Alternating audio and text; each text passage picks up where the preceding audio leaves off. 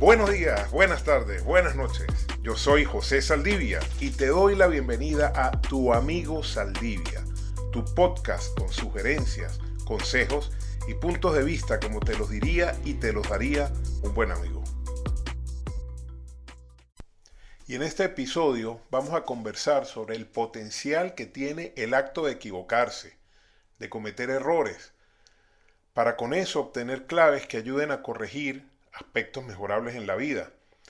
Incluso vamos a ver cómo aprovechar el hecho de que otras personas se apalanquen en esos errores para hacer críticas destructivas, para arrojar hate, como dicen muchos jóvenes hoy en día, y que generalmente eso se hace con el propósito de intentar afectar de alguna manera o herir de alguna manera a la persona. Pero de ahí podemos sacar algo bueno y eso es lo que vamos a estar hablando en este episodio. En principio vamos a estar claros en algo. Todas las personas nos equivocamos. Eso no es una justificación para convalidar los errores que cometamos, pero sí es una realidad que permite mantener la autoestima cuando alguien pretende descalificarnos por un error. Y aquí vale la pena que analicemos la definición de la palabra error. Según como lo especifica el diccionario de la Real Academia de la Lengua Española para el Habla Común, un error es un concepto equivocado o un juicio falso. También puede ser una acción desacertada o equivocada, o también una cosa hecha erradamente. Por lo tanto, un error no es cuando haces algo que según tu criterio es correcto y según el criterio de otra persona no lo es. Eso es más bien una diferencia de opinión. Y es importante hacer esta aclaratoria porque muchas veces la gente critica destructivamente con base en lo que ellos esperan que haga una persona, con sustento en la visión que tienen en el asunto, cuando resulta que esa persona tenía una forma diferente de ver las cosas.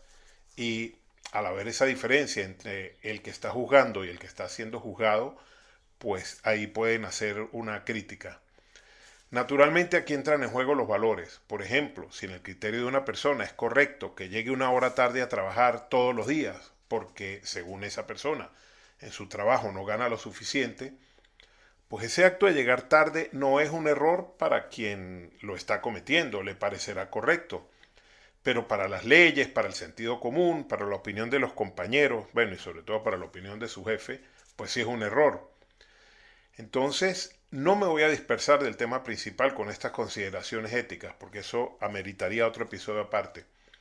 El caso es que cuando se comete un error y caemos en cuenta de eso, ya sea por nuestros propios medios o porque alguien nos lo dice, lo natural debería ser intentar enmendar, intentar remediar, intentar compensar ese error. Pero es así, es lo que hacemos.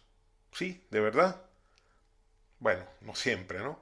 Muchas veces intentamos esconder, tapar, ocultar o minimizar el error por temor a ser juzgados. Esto es particularmente válido en estos tiempos en que hay tanto escrutinio público. Las redes sociales nos exponen de forma inmisericordia y a lo mejor algo que escribimos hace 10 años en un tweet o en un blog o en un foro de opinión, hoy puede ser usado como un argumento para atacarnos. Así que ante un error que muy probablemente salga a la luz tarde o temprano, lo más gallardo y lo más inteligente es reconocerlo. Curiosamente, reconocer los propios errores se ha convertido en una rareza en estos tiempos. Así que este acto tiene una doble ventaja. Por un lado nos pone en la ruta correcta para aprender del error, para transformarlo en experiencia, para enmendarlo y corregirlo. Y en segundo lugar nos hará destacarnos como personas valientes, verticales, congruentes, seguras de sí mismas, que no temen reconocer sus errores. Por cierto, sobre este acto de reconocer los errores hablaremos en el próximo episodio del podcast, que será el número 9. Pero ahora vamos a concentrarnos en el error y en cómo aprender de ellos. Entonces, ¿cómo se aprende de un error? Pues practicando el análisis y la reflexión, el autoanálisis sobre todo. Y esto se logra haciéndose preguntas como, ¿realmente quise hacer las cosas así o me dejé llevar por opiniones? ¿Me dejé llevar por mi impulsividad? ¿Me dejé llevar por influencias externas? Si tuviera que volver a hacer X cosa, es decir, donde hubo el error, ¿lo volvería a hacer igual? ¿Cambiaría algo? También, ¿cuánto de ese error se atribuye realmente a mí? ¿Alguien más fue partícipe del error? y así como esas preguntas, pues muchas otras que vengan al caso. Esas reflexiones es importante que las hagamos con ecuanimidad, autoevaluándonos de forma asertiva, sin caer en los extremos de la autoindulgencia o del autocastigo.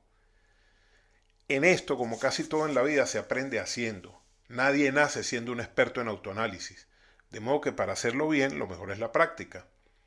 En el mejor de los casos, pues sacaremos algún aprendizaje de ese error y ese aprendizaje lo podemos aplicar en la vida futura. Dicho esto, también es verdad que hay personas o entornos que se muestran particularmente implacables con los errores, sobre todo con los errores ajenos, mucho más que con los propios. Eso pasa mucho cuando se tienen expectativas sobre alguien y los errores de esa persona contradicen esas expectativas. Entonces se emprende contra esa persona una crítica feroz, destructiva, odiosa, que lleva aparejada no solamente la intención de poner de relieve sus errores, sino también la intención de destruir, de hacer daño. Ese fenómeno se ve mucho hoy en día con la llamada cultura de la cancelación. Hay muchos ejemplos, pero el que más me viene a la mente por lo injusto es el del destacado tenor Plácido Domingo, cuya voz perfectamente educada y timbrada pues ha deleitado a varias generaciones, incluyendo a la mía. Este tenor vio amenazada su carrera cuando en 2019 unas denuncias anónimas, bueno, solo hubo 2 que se identificaron con nombre, el resto fueron anónimas, y esas denuncias anónimas iban sobre poner de relieve un supuesto acoso sexual al que había sometido Plácido Domingo a esas damas o a esas mujeres que hicieron las denuncias. Pero eso había ocurrido a lo mejor 40 años atrás, varias décadas atrás. Pero esas denuncias inmediatamente le acarrearon que perdiera patrocinantes, que perdiera oportunidades laborales, que le suspendieran conciertos en esa enloquecida fiebre de las cancelaciones. Por lo visto, mucha gente espera que alguien a quien admire se comporte de un modo perfecto e ideal todo el tiempo a lo largo de su vida. Y eso es materialmente imposible, sobre todo si tomamos en cuenta que los criterios de lo que hoy en día se considera moralmente cuestionable han variado un montón con respecto a 40 años atrás. Pero de esto lo que quiero rescatar es que aún en el contexto de esa crítica destructiva, despiadada y frenética, hay oportunidades de crecimiento. Si logramos entresacar del discurso de esas críticas el punto real que se está cuestionando, es posible que detectemos algún error que hayamos cometido y que eso, sometido a la rutina del autoanálisis y la reflexión que mencionaba hace un par de minutos, logre darnos alguna clave importante para el aprendizaje. Recordemos que la gente solo le arroja piedras al árbol que da frutos, así que recibimos una crítica destructiva, es probable que eso signifique que estemos haciendo algo bien y que ese hate que nos están arrojando, esa crítica destructiva que nos hacen, nazca de la envidia. De modo que, ante un panorama así de recepción de críticas destructivas, mis sugerencias son: primera, recuerda que las palabras solo te afectan si tú dejas que te afecten.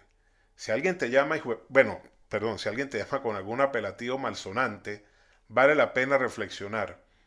¿Eso que dice esa persona es así? ¿O lo dice solo para herir?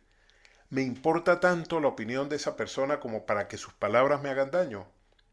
¿Me estoy creyendo lo que esa persona dice?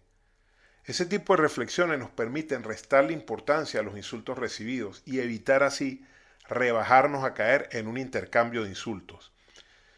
Porque lo que hacemos es tomar altura y distancia sobre la insignificancia de las frases recibidas. La segunda sugerencia: separa la paja del trigo. Rescata de la crítica aquello que realmente sea un aspecto mejorable en tu proceder o en tu forma de ser, y evalúa si merece la pena implementar algunos cambios. A veces dentro de un discurso de odio, luego que le quitamos pues todo el odio y todos los insultos y todo el bla bla bla, de ahí a lo mejor salen estrategias interesantes para la evolución.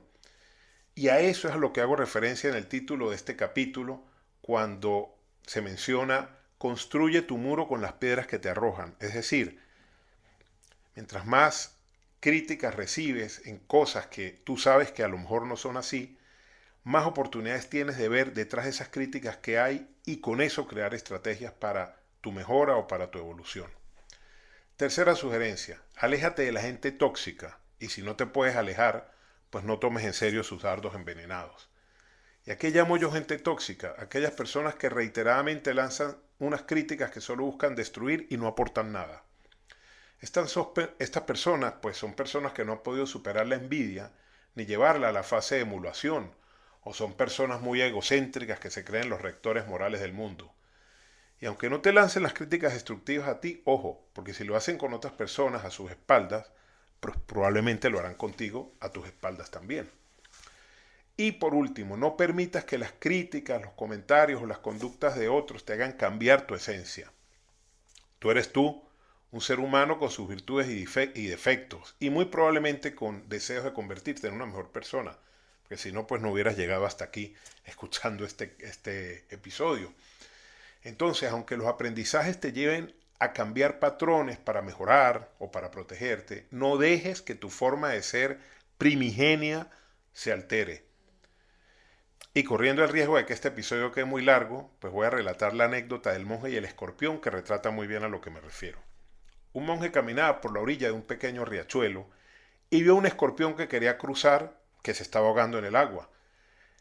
El monje lo tomó en su mano para cruzarlo, pero el escorpión lo picó. Y el hombre, pues en un acto reflejo de dolor, soltó el escorpión en el agua, con lo que el escorpión se siguió ahogando. ¿Qué hizo el monje? Pues tomó una rama larga y con ella sacó al escorpión del agua y lo cruzó a la otra orilla. Porque así como la naturaleza del escorpión es inyectar su veneno, la del monje es ayudar. Entonces el monje no dejó que el incidente aislado le hiciese cambiar su naturaleza. Aprendió del error que cometió al tomar al escorpión con la mano y lo protegió, mejor dicho, se protegió él mismo usando la rama. Y así se mantuvo fiel a su esencia, a su forma de ser, a su naturaleza de ayudar. Y este relato resume muy bien lo que hemos tratado en el episodio de hoy. Mantenernos fieles a nuestra forma de ser, aprendiendo de las equivocaciones y usando sus enseñanzas para crecer como personas. Y así llegamos al final de este episodio de Tu Amigo Saldivia, tu podcast con sugerencias, consejos y puntos de vista, como te lo diría y te lo daría un buen amigo.